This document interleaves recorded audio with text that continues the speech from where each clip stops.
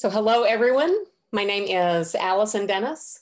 I serve as the Executive Director for the Sitka Center for Art and Ecology. May is Sitka's birthday month, and so it's my special pleasure to welcome you to today's Artist Talk. This is the commencing event of our 51st anniversary year, and I can't imagine a more relevant and inspiring artist than Intisar Abioto to join us at this kind of next 50 years threshold. We want to thank the Harold and Arlene Schnitzer Care Foundation and Jordan Schnitzer for their extraordinary signature sponsorship of Sitka's 50th anniversary year as it comes to a close. Thank you. And thank you to all of our generous sponsors and foundations who make our work possible. The James F. Marion and Marion L. Miller Foundation, the Oregon Community Foundation, the Robert and Mercedes Eicholtz Foundation, Oregon Arts Commission, Oregon Cultural Trust, Explore Lincoln City, the Kinsman Foundation, Roundhouse Foundation, Framing Resource, Brian Potter Design, Park Lane Suites, and Siltzone Wines. We want to thank Sitka's co-founders, Jane and Frank Boyden, for their perennial inspiration, and Sitka's board of directors, Ryan, Jennifer, Gail, Dan, Ruth, Elizabeth, Alan, and Peg, for their present-day leadership through a challenging time for all arts organizations. And boundless thanks to our team of colleagues here at Sitka, Tamara, Nancy, Nicola, Lisa, Bob, Liana, and Katie, for making it all happen with so much joy and grace. We can't wait to welcome everyone back to our campus next week when our 2021 workshop season begins. 1 week from today, meet us back here on Zoom for All That Remains. It's an artist talk with Brian Benfer and Paul Renee in conjunction with their joint show at JDC Fine Art Gallery at Salishan in Lincoln City, featuring Brian's ceramic work and Paul's photography. The talk is free and taking place here on Zoom just right next week, Thursday, June 3rd at 4 p.m. Pacific Standard. And the gallery show will run June 4 through July 31st on the coast. So check it out the next time you're visiting us on the Oregon coast. For those of you who are participating live with us on Zoom today, if you have any questions or comments for Intisar, please do share them using the Q&A feature on your Zoom menu. I will do my best to read questions out loud after the presentation. And now it is my pleasure to introduce our presenting resident. Intisar Abioto was born in Memphis, Tennessee, and is an explorer artist working across photography, dance, and writing.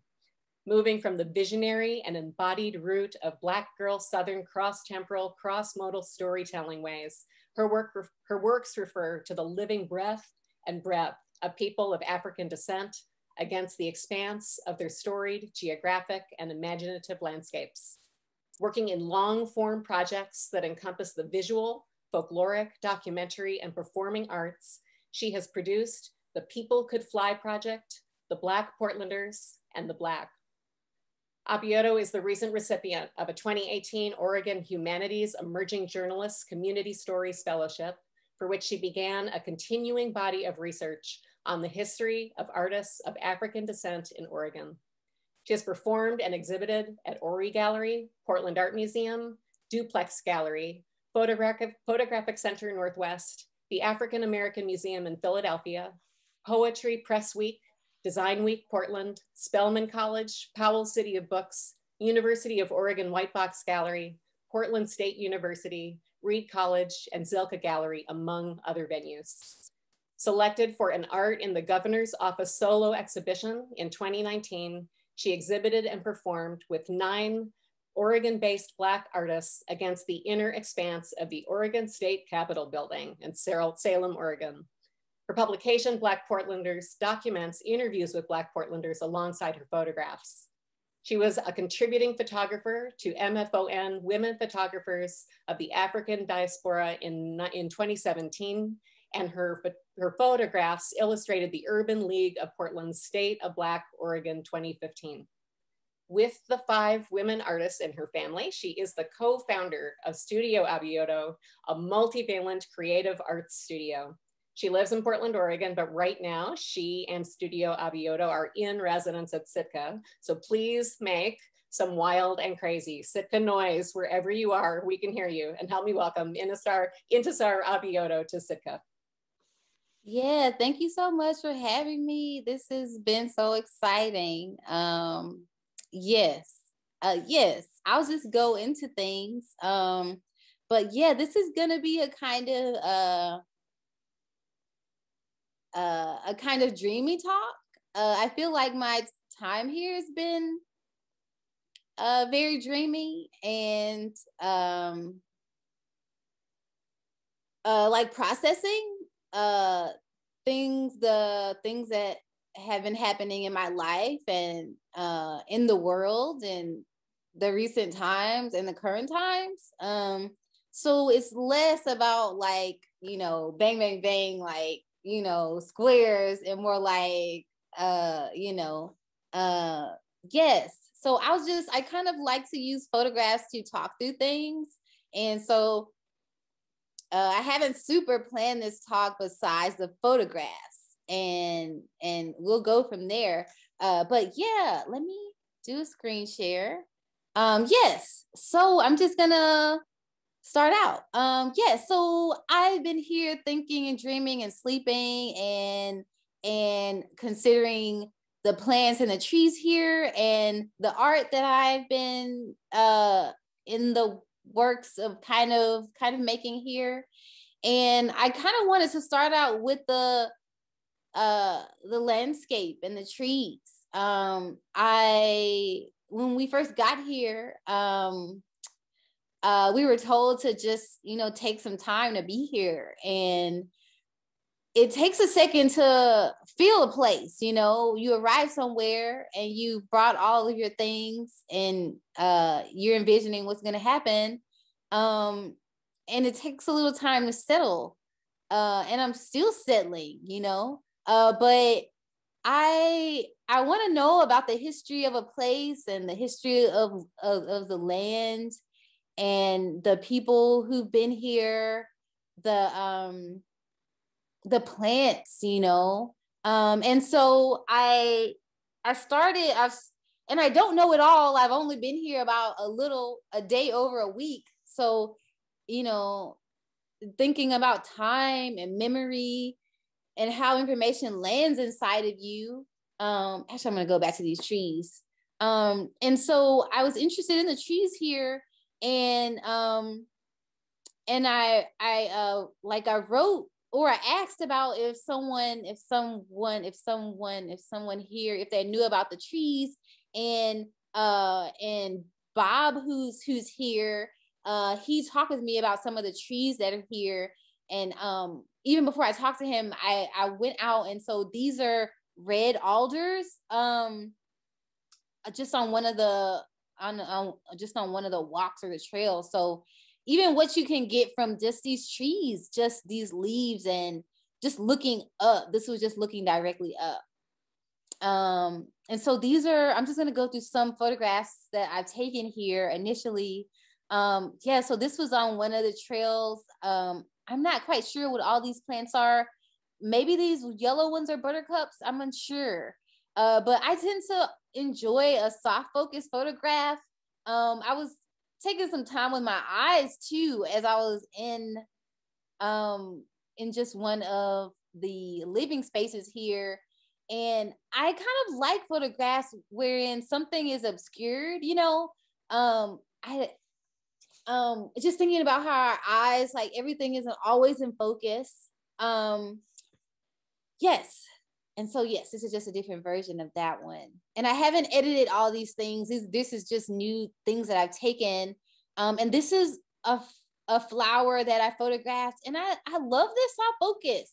I feel that something comes from not always knowing. And when you're kind of, I don't know, when you're closing your eyes and moving around, or when you stop or down some form of your sense to like let something meander. And I love that. So this is that flower. I haven't identified all of the things yet. Some of them I have been able to, but I don't know this one. But I loved it. I feel like even the difference between this photograph, even before you see, you can still glean something from this one. Yes. And these, I don't know what these are, but all like carpeted all around are these, I don't know, these little tiny flowers. It's like a high carpet just across the ground in so many areas. It's just so beautiful. And so this was one of the, I don't, I haven't been here that long, so I don't know all the place names, but just one of the trails, just walking with my mom. And I came here with my four sisters and my mom, and we're all artists. And, you know, my mom is my first artist, you know, the first artist that I've ever known, you know. So this has been, it is such a strange and curious time experiencing this place with them, and to see through my own eyes and to experience with them. Yeah, so this was on one of those trails, and as you can see, those little tiny flowers in the bottom there. And yes, this is my sister Amenta. We walked up to, I think it's called 10-minute Tiny Meadow. And these are one of, I think this is a Sitka spruce. Bob was telling me that so Bob works here, and he studied like trees and knows about all these things. So he was telling me that the Sitka spruce almost has a kind of scaly look, like fish scales on the bark, you know. So yeah, so this was just our little walk up there. And this was our walk down from the 10-minute Tiny Meadow. And yes, so this is just, I don't know what all these things are. Yeah, I don't know everything, but just this like, I think it was a tree, and it was just like, as I pushed my hands down into this, it was just like high and spongy, like, just, I don't know if it's technically moss, but it was just so, this carpeted, beautiful thing. Yes. And also, once again, these photos are not finals, they're not edited. So, but they're just straight out of the camera. Yes, this is that beautiful thing. I'm just like, wow, this is just so amazing. I just can't get over this. I just can't get over it. And I guess it's good not to get over things, to continually be like wowed and just shifted. And I think that's kind of what I've been trying to do. Like, you know, I think with arts processes, you know, like there's, you can focus on the making, but how do you let what's already made like sift into you and soak into you? And I just feel so much that this time will affect other times in my life. This very special, precious time with the women in my family who are artists and experiencing this place. So yes, this is my sister, Hanifa. She does so many arts. She's a vocalist and like a visual artist. She draws and does hand-based arts. I'm not so much a hand-based artist. I'm a dancer and a writer. I guess you write with your hand, but you know, I don't have that kind of drawing capacity, but she does. This is my sister Kalima. She is a drummer and a filmmaker and a performer and a poet. And this is my sister Minta, or she goes by Yawa, which is her middle name. Yes, she's a vocalist and a musician, is in theater, is amazing. This is my sister. This is my sister Medina. She is she is a writer and also draws just lots of different arts. This is my mom, Wanda, and yes, like I said, she's my first artist. She's my first star. And she is a writer, a food artist, an orator, I would call her also like an assemblage artist. She just makes things out of things. And this is us together a couple of years ago. So I made all of these photographs, but this is us maybe 3 years ago. And yeah, so just the specialness of being here with these women in my family and thinking about like women artists and just women through time. This is my great grandmother, my mom's father's mother.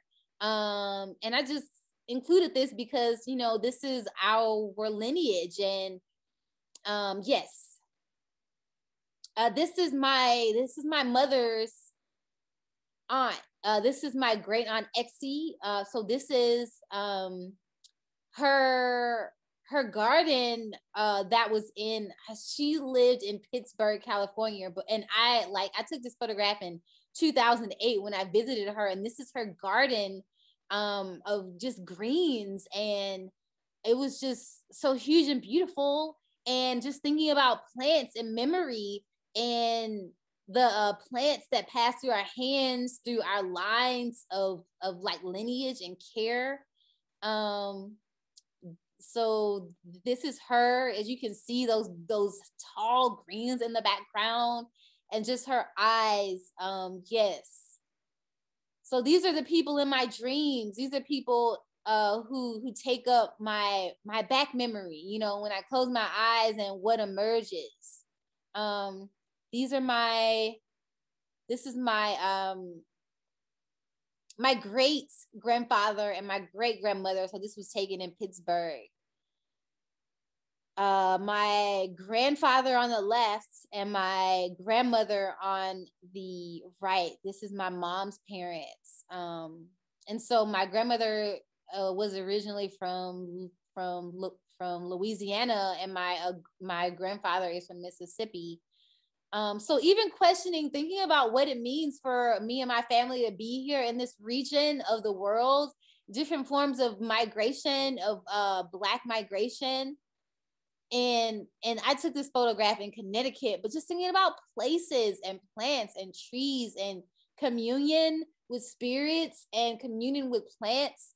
And in doing so, I have to offer my own land acknowledgement for the indigenous people who have stewarded this land since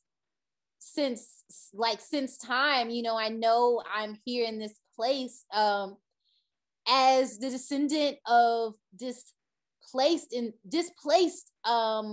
enslaved indigenous people.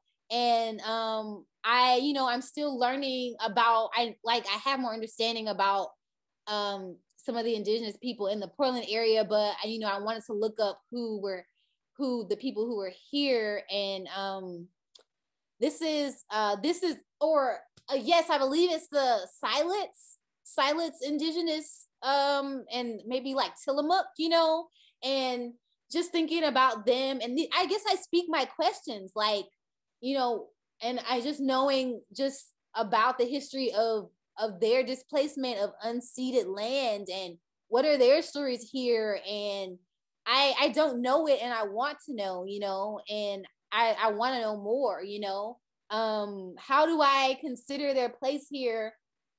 How do I consider, the history of Sitka here, and of like Cascade Head Ranch, and what was their land stewardship of this estuary, and just their engagement with the river. I'm curious. And as someone of African descent here, I know that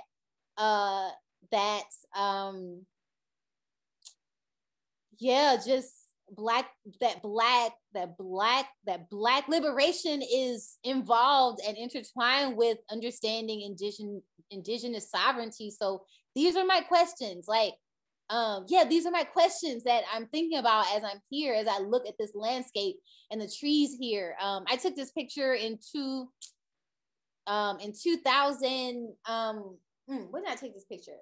2007. I went down to Jenna, Louisiana, And so just thinking about, and so these were this is a picture of some youth who were in the trees there. So I very much am interested in trees. I've always been interested in trees, you know, and yes, and I'm gonna go through some more photographs that will come back to trees. But this is just a self-portrait that I made, you know. I'm not finished making work here. I still have some days, but just a lot of my work has focused on communities and people, and kind of lending my spirit to that kind of engagement and communion and hopefully service. And I'm trying to, this time has been so precious, is so precious, because I'm trying to focus. It's a lot of work to engage community, and I'm trying to come back to myself, to taking care of myself even better, and considering my own image, you know. So that's some of the work that I'm engaged in here right now. Investigating my primary relationships with myself, with my mom and my sisters, the people that I'm traveling through time and space and through through all of this. So this is in Portland. This is in Peninsula Park. Let's go through some images. This is a photograph I made in Dakar. In Senegal, when I think I was 20, on Gorée Island, which is the site of where,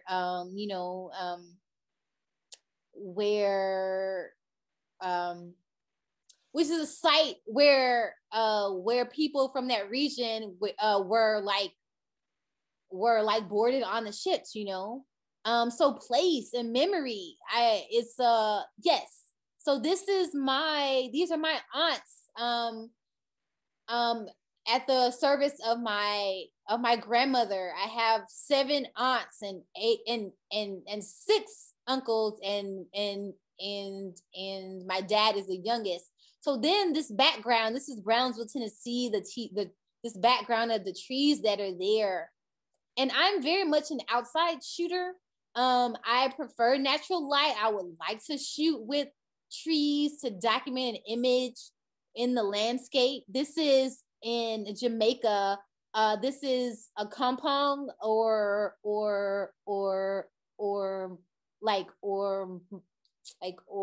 maroon town, where enslaved people, you know, were they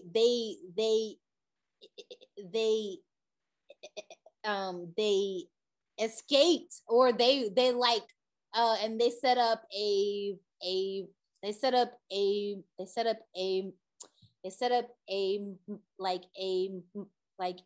maroon community.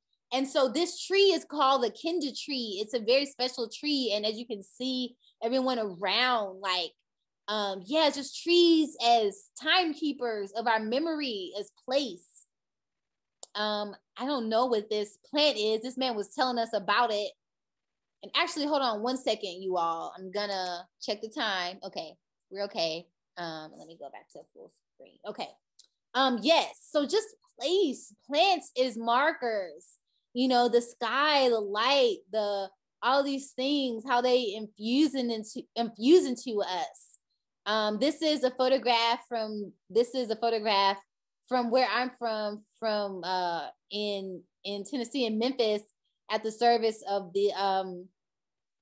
a photographer named Ernest Withers. So I interned with him, and he was a noted civil rights photographer. And so I documented at his service. And so these are some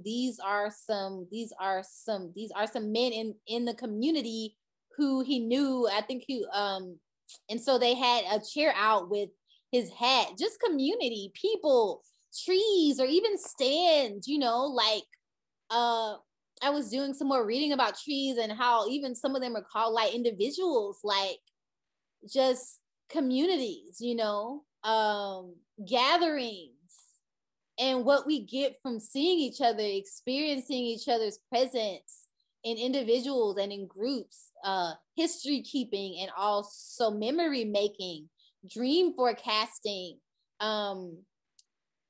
Yes, so this is a photograph in Los Angeles. I just love this kind of look and this silhouette. This is a portrait. I don't tend to share photographs of myself, but I'm trying to be different now. So this is a photograph I took of myself maybe 2014, so 7 years ago. And these are some of the some artist friends that I know in Portland, important to me. So Annalise, Cleopatra, and Sidonia O'Neill. So just documentation of time, you know. Yes, so this is a portrait that I made of a man at Columbia Park in Portland. Just to go through some of these images. This is a portrait that I made of a man.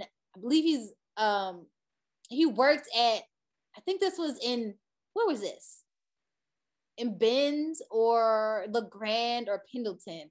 I can't recall right at this moment, but it was important for me to get this Black man against this Pacific Northwest landscape, these trees, you know, like,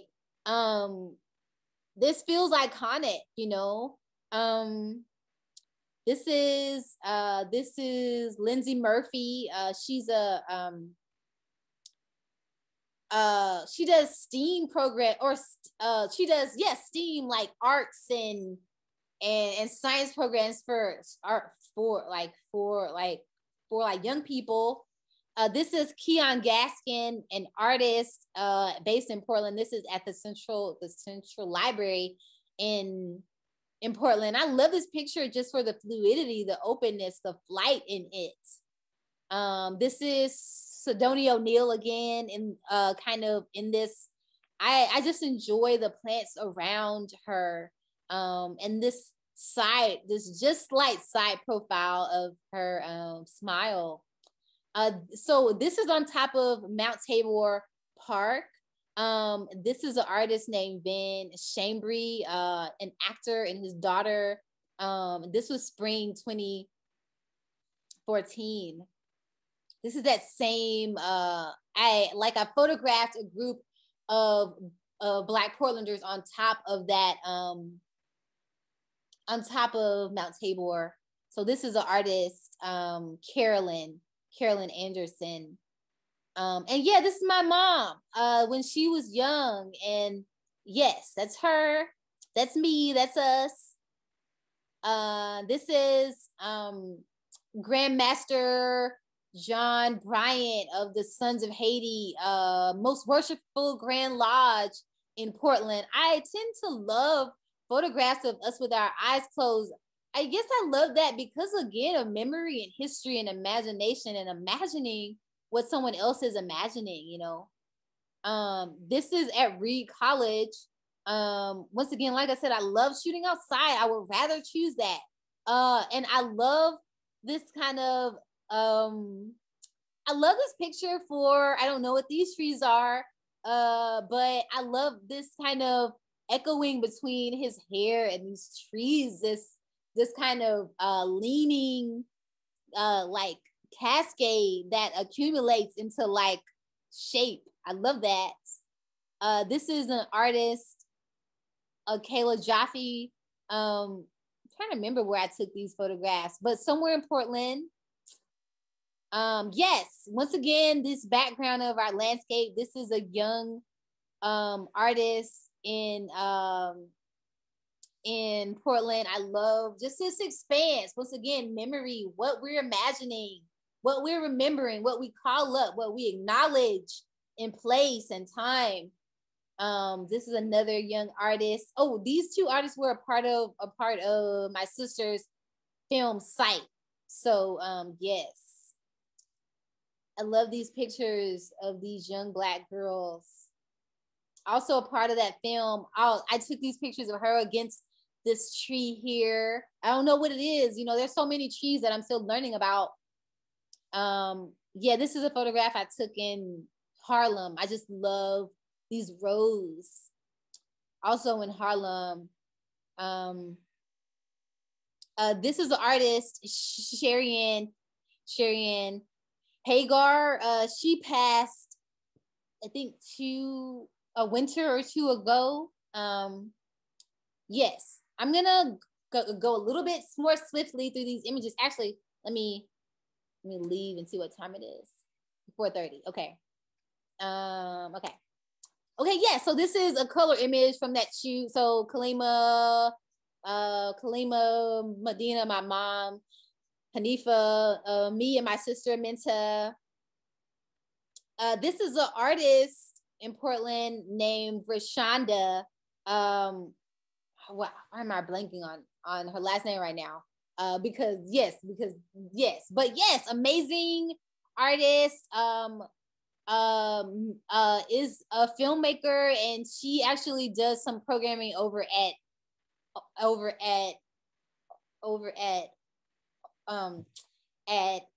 Open Signal Labs. So this is over at this is not Unthank Park.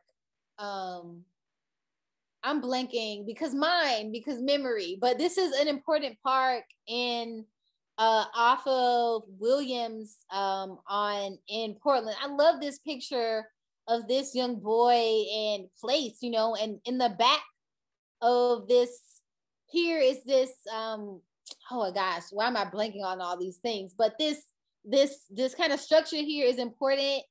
Just thinking about the displacement of the Black communities in Portland, the Black communities on Williams Avenue.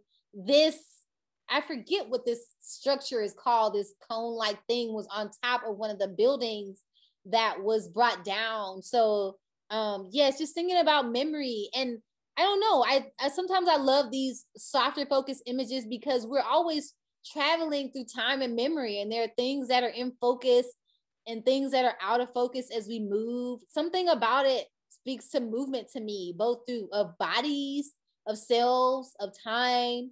I just love his gaze across this space here, you know, with this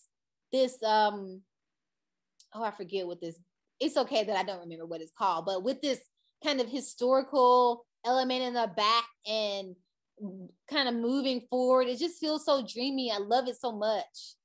And this photograph of this child jumping at that same park, once again into these trees, like they're just always around. I just love trees so much. It's just like, they just give so much. And I don't know what you could say more than that. And yeah, so these I don't know what these are. I'm not, I have sisters who are way more knowledgeable about plants than me, but I don't know all the names, but I appreciate things. And I love this like playfulness with with what he's holding, this winged nature of his arms up. And I just love the spirit in that and enjoy it and just want to be around it. This is my beautiful friend Stephanie Adams Santos, is a poet here, a writer, and I took these pictures during a film that was being produced by an artist named Roland Dawon Wu. But I once again, I love trees for their dreaminess, the light that comes through them, what they offer us, their movements, how they invoke, to me, trees invoke dreaming of roots and height and time and things that fall and recur. And it's just so beautiful. Once again, these closed eyes images. And this is, this photograph is not edited, so please don't judge all the things. But this is a photograph I made of an artist who's from here, a photographer, a filmmaker named Annika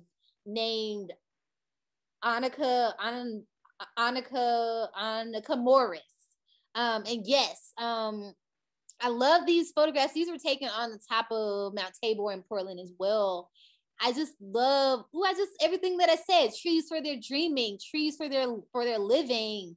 and how we interact with them. Yes, I love it. This is another picture of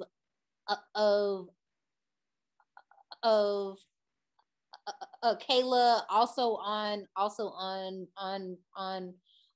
Mount Tabor. This is a photograph of my father, Sitka Abioto, outside of my grandmother's house. So his father, or no, his parents' house. And there's this one rose. So my grandmother passed in 2007. And we took this in December. We took this photograph in December, maybe 3 years ago. And there was in the winter, there was still this one rose that was there. And I loved it, you know. And even if you look right behind those bars, there's a picture of someone. I can't remember where it came from, but it's just it's a picture of Africa, and there's a tree coming out. I can't remember what this was exactly, but something about our family and our family tree. And yes, just this vine that keeps growing and keeps flowering, just all of these things.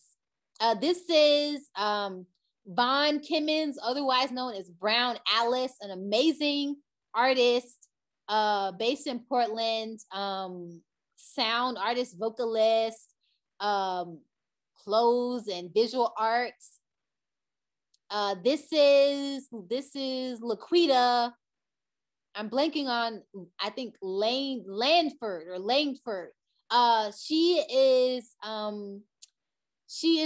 family is from Belize. She is Garifuna. There's another word. I can't remember right now. But she's she's Black and Indigenous of Belize. And so this is her off the coast here, I think over by Gearhart, Oregon. So just thinking about the history of Black communities along the Pacific, you know, like even her kind of migration here and the work she's doing here around housing, and she's doing amazing work. Yes, that's her. I love this. This is amazing artist Adrian Cruz. I treasure her so much. She's been in Portland since the I think earlier mid 80s, and she makes these she's a public artist. She does crochet and quilting, and I took these photographs at Mox Crest Park over in Portland, and I love how her hair is so beautiful. It just seeps into this tree. I don't know what this tree is either, but I just love this, like that dreamy imaginativeness. This is her work here. She's amazing, and I have to laud and speak Black women artists' names, you know, just thinking about the ways that our contributions, our artistry, our creativity has not been acknowledged in this landscape, you know, in Oregon, whether you're talking about the exclusion laws or exclusion of Black people from this place in the founding constitution here, and Black people who have not only lived but created and dreamed. And so so a lot of my research around Black artists here speaks to that, like what Black artists before me have experienced, what they made, and talking to people and interviewing them. Yes, this is some more of her work. Amazing. I just have to always call her name, among other artists named Charlotte Lewis, who worked on pieces with her as well. Yes, this is also taken at that same park. Another artist,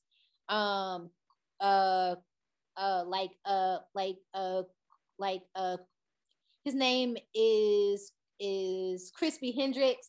Oh yeah, so both of these images, this image just was exhibited in the Capitol building when I exhibited there in 2019.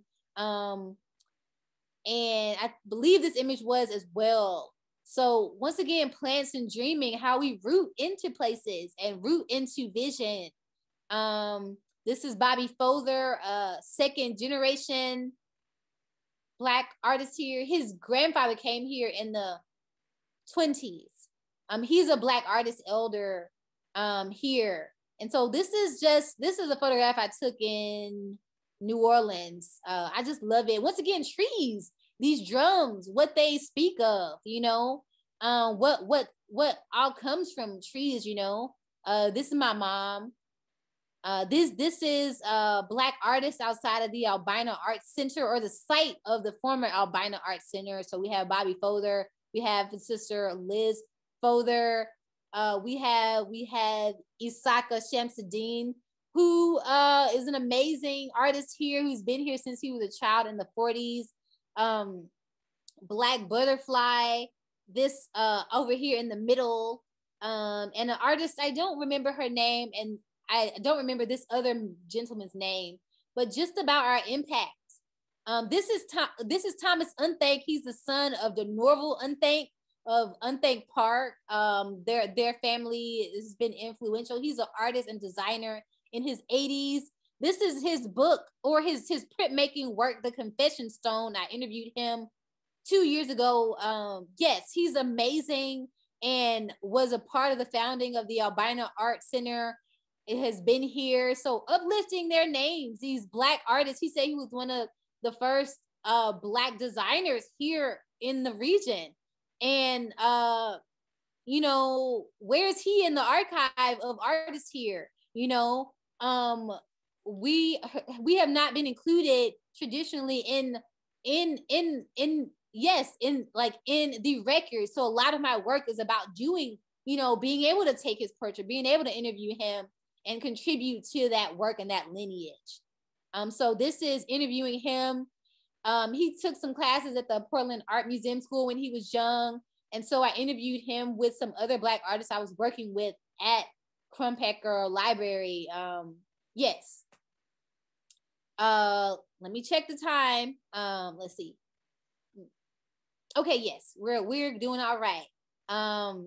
Let's see here. So this is a photograph. As I was documenting Isaka Shamsuddin in his studio, I spent some time with him, and he has so many things, and he has done he was the organizer and he was the facilitator, organizer, the kind of founder of the who put together the Albina MURALS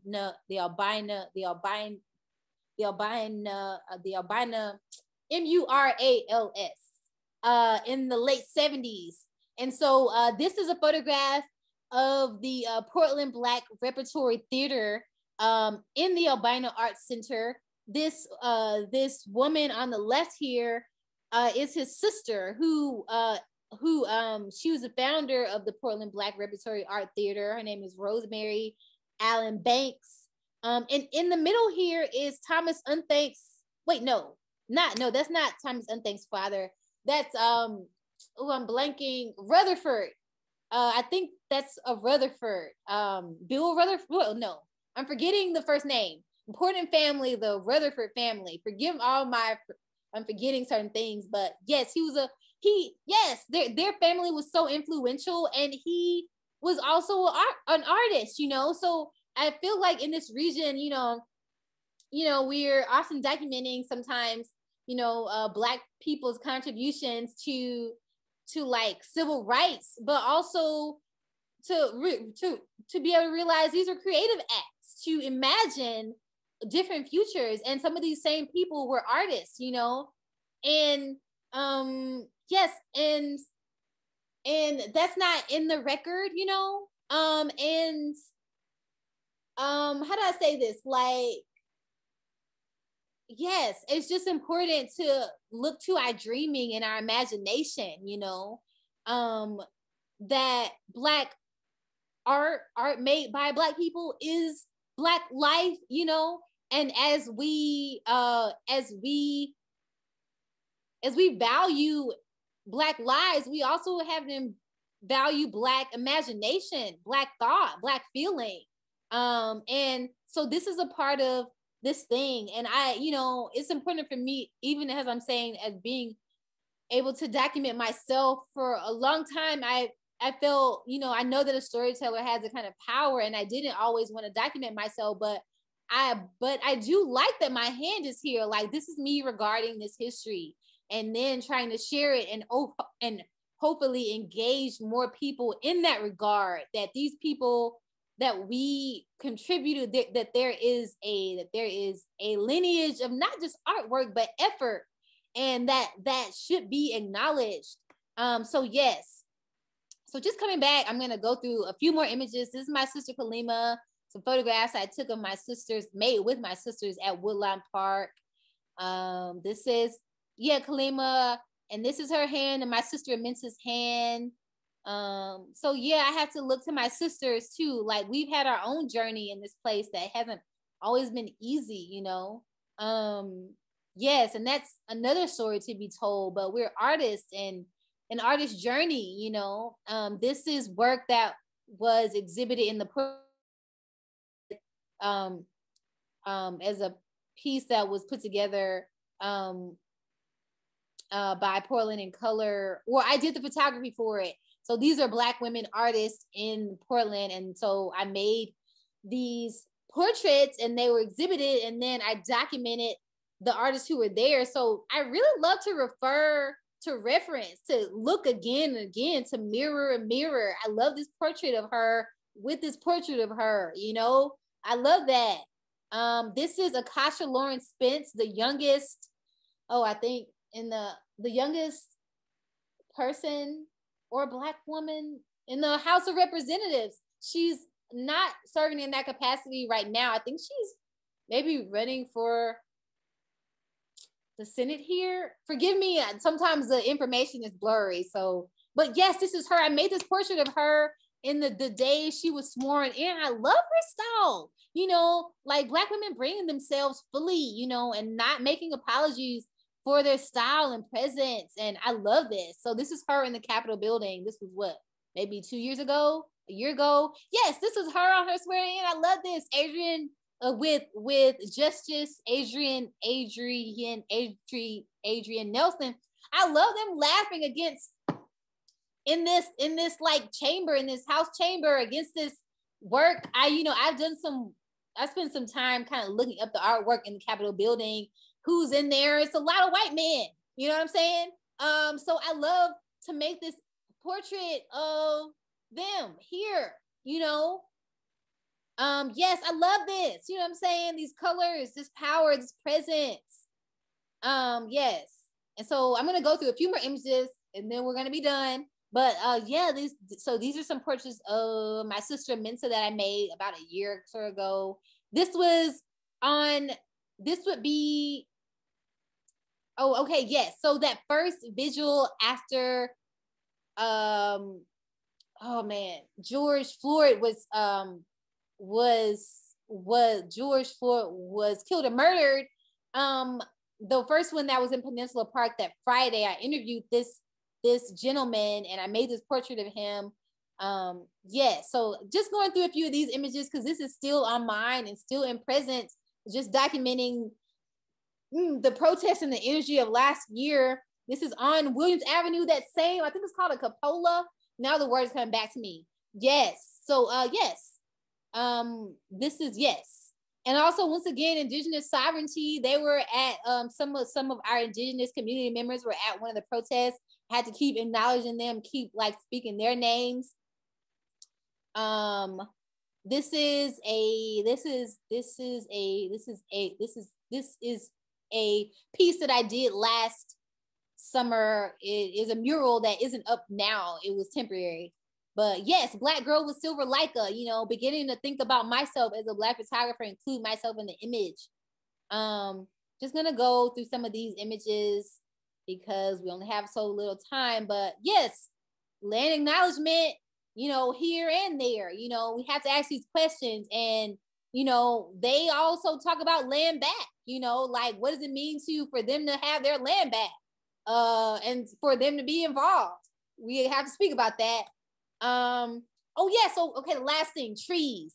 I had these tree rounds that I cut for these for this exhibit in the Capitol building. I brought some of them here because I wanted to take portraits of those tree rounds in the landscape. I haven't made them yet, but this piece here, this round is here. Yes, and that same round is here. So yes, just gonna go through some of these last images. Landscape, plants. This is some turkey tail. She told me what that was. This is Mudbone Grown Farm. I love this. This is sculptor Charles Tatum, who was based here. This is my mom over by Caldera. This is over in by Sisters, Oregon area. Trees again, you know. And this is the eclipse the other night. This, I don't have a lot of time to talk about this. It was such a special experience to experience that here. I just don't know what to say. I'm gonna close out with this because wow, once again, those soft focus memories. This is the estuary, I believe. The fog that was there, it was just an exceptional experience. Once again, fog and focus. I love the out of focus things. Yes, and I think that's it. Let's see here. Let's get out of full screen. Yeah. Okay, we're at 4:51. So I'm sorry if there's a lot of questions, but you did great. We've got just a few comments and a few questions, if you don't mind. Yeah. Great. Paulina wrote in suggesting that the unfocused white flower is thimbleberry. Okay. And it's such a wonderful and giving plant. Okay, thank you. And also, Paulina shared that your acknowledgement of the connection between ancestry and plants is so cool. Did you want to say just a little bit more about that? Yeah, well, I think, like I said, I don't always have the answers. And sometimes it's good just to have questions and feelings. I just sense something there with place and plants and who we are and how we acknowledge the people who care for these plants and know their names. One of the plant rounds that's a little bit that's from this area, the Western red cedar, that I had in the Capitol building that I exhibited some work on, is from this area. And as I was talking to Bob, he was saying that they kind of got logged out. So I brought some here and I was wanting to find some, and he says they're around, but they're, you know, so things like that. In the indigenous communities, I was looking up their usage of them, their bark for different things, and there's such deep feeling in there of gifts, but also loss, you know, and this, as we look at the stories of the plants, we look at the stories of the people, and I just feel there's something powerful there to touch that I'm still grasping for. And I feel like a lot of us are doing that, can do more, you know, like, yeah, I want to know about the indigenous people who are here, you know, and we have to ask those questions and charge each other to do that work, because there's sadness, you know, there's sadness in that, and we can do better. So, and I think, you know, we can acknowledge the plants and the science of this place, surely, but you know, I want to know about the people as plants, plants as people, and trees. There's so many stories there, and there's so much possibility for restoration and power and impact. So yeah, that's how I'm dreaming about it. I'm so grateful, not just for your land acknowledgement call to action, but the way you're making it here. The land that Sitka is located on is represented to, the First Peoples are represented today by the contemporary tribes of the Grand Ronde and the Siletz. Mm-hmm. And there's disagreement between the Grand Ronde and the Siletz about the best way to acknowledge the history of the land. And that's tongue-tied me in thinking about like how to do that and do that respectfully and appropriately. And there's something about the courage you're demonstrating. I don't have to have all the perfect answers, and I don't have to have all the perfect words, and I don't have to know the name of a plant to make a point that something's important to know the name of. So I just wanted to say that it's been with me during your whole talk. So yeah, thank you. Yeah, same. Thanks for acknowledging that. And I mean, even if you don't know, you can look and see, you know, and even the looking is just as important as knowing. So yeah, thank you. Mm-hmm. There's a comment that it's Dawson Park, where you had the little boy with the cupola or the pagoda that's behind him, sort of a Black oasis in the white of Portland City. So thanks. Yeah, thank you. Sorry, my mind. I know I live right over there of my brain. I used to live there too. We're crowdsourcing it. We've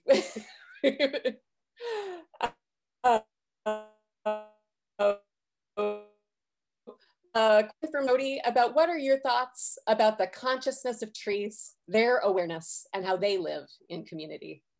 Yeah, wow, that's such an important question to keep dreaming about all your life.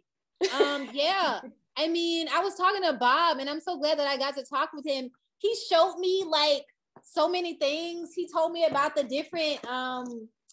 He like showed me these things, these cones, how to tell the difference between the Sitka and the like the hemlock and the and like the Douglas fir. And I did, and when I was in college, I did a class about time, and I focused on tree time and their memory and the stories we keep through them and their sites of our lives all around the world. And I have overwhelming emotion about what they share with us. And there's a beam in is it the McKee house? There's a big beam. And I was telling my mom, like, you know, this room doesn't have a fireplace in it, but it feels kind of like it does. And I think it's because of this beam. Like there's something in this beam that's like that even there's, you know, we're burning trees for fire, but there's fire and there's warmth inside of trees like already. And being more imaginative in our science, you know, like what are the stories that what's called to imagination? And it's not just like abject science, but that the science and imagination go together. And through imagining, we can consider science. And through science, we can consider imagination. It's huge. It's huge. I love it so much. And I'm so grateful for this time. I hope that answers something. You just keep trying to imagine. Yeah. There's a couple questions or a couple comments from Daniel, kind of both halves of what you were just describing, the science piece and the not knowing piece. So Daniel's sharing a recommendation for us all. There's a brand new book by ecologist Suzanne Simard that talks about, she made the discovery that trees use underground fungal networks to communicate and share resources, kind of uprooting ideas that nature constantly competes for survival. Lots of ideas about family and community, possible parallels. So you're just sparking his memory of that book. And then Daniel also shares, sometimes it's really nice to not know the name of a plant or anything in nature. I know we're curious creatures and science and names help us understand things, but there's something freeing about the experiencing of nature without all that. Names are a kind of ownership. They also, in a way, stop our investigation of living things because once we're already identified, we sometimes just move on to the next. Yeah, thing. Thank you for that. That's so helpful. I've thought about that a little bit. Like, yes, even with the eclipse, like it bleeped out towards the end and I didn't know why. And I was like, okay, just don't know, you know? Oh, thank you for that. Yeah. Mm-hmm. I think we're just right at 5, so I've just got a closing comment, but I'm pretty sure they're speaking for us all. This is from Deborah, who says, Intisar, I love your work and your passion and your spirit of place. Thank you.